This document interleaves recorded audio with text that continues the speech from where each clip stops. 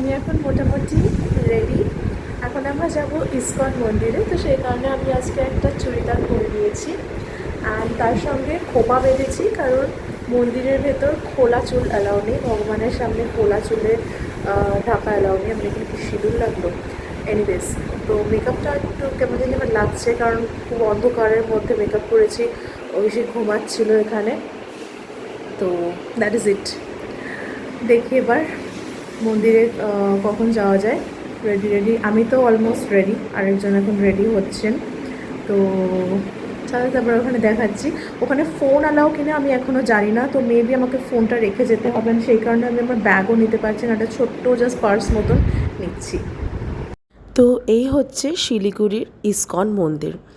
জায়গাটা ভীষণ সুন্দর এবং আমি খেয়াল করলাম যে আশেপাশে থেকে সমস্ত লোক এখানে কিন্তু সন্ধেটা কাটানোর জন্য বেশিরভাগ দিনই চলে আসে। তো এরকমই আমরা জায়গাটা ঘুরে ঘুরে দেখছিলাম। হ্যাঁ,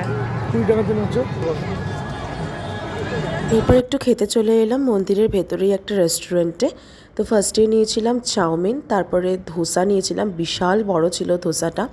তারপরে মোমো, সত্যি কথা বলতে one of the best momo আমার লেগেছে এটা, একদম ভেজ। আর তার সাথে একটা 7 আপ তো অবশ্যই লাগবে, এতগুলো ফাস্টফুড খেয়েছি। আর সাথে একটা রোল।